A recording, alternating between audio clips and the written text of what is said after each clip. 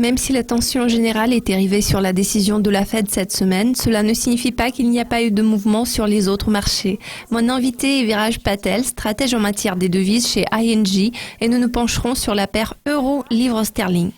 Viraj, commençons par vos prévisions pour un mois. Il y a beaucoup de discussions autour de la BCE et de la BOI et leurs décisions de politique monétaire. À quelle performance de l'euro-livre vous attendez-vous à court terme ?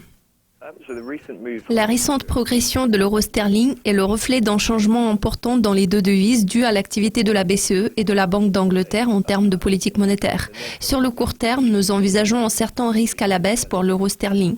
Nos prévisions pour 1 et 3 mois se situent à 0,70 et 0,68 respectivement.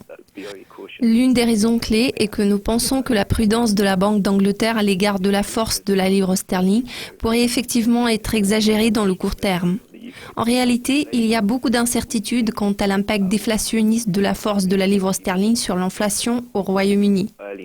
Nous sommes menés à croire que la BOI pourrait adopter une position belliciste au début de l'année prochaine si nous observons une accélération de la croissance des salaires dans le pays.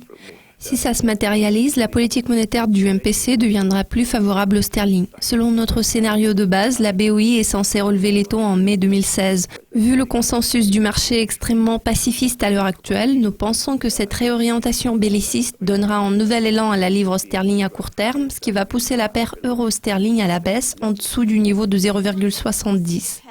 Dans 6 mois, vous voyez cette paire autour du niveau de 0,70. Cela coïncide avec le timing du référendum dans le cadre duquel le Royaume-Uni va reconsidérer sa place au sein de l'UE. Pouvez-vous nous parler de la réaction éventuelle de la paire à cet événement ? C'est une question intéressante parce qu'il y a beaucoup d'incertitudes autour de la date du référendum britannique. Nous aurons une idée plus concrète de la façon dont cela va façonner les marchés au début de l'année prochaine. Nous supposons que le référendum aura lieu en septembre, sinon à un certain moment au 3e trimestre. En toute logique, les risques seront pris en compte dans le prix du sterling quelques mois avant cette date.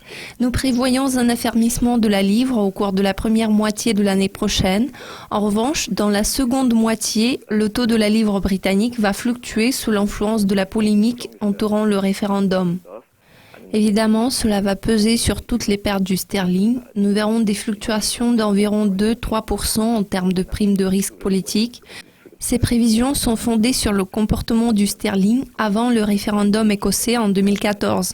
Étant donné que les véritables risques économiques de la sortie du Royaume-Uni de l'Union européenne sont beaucoup plus élevés, nous pensons que les fluctuations de la livre sterling pourraient dépasser les 2-3% susmentionnés et potentiellement la livre sterling pourrait s'affaiblir davantage.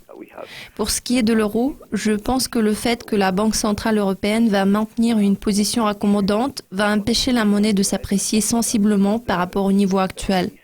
Donc, les perspectives de la hausse de l'euro sterling dans la deuxième moitié de l'année prochaine sont vraiment limitées.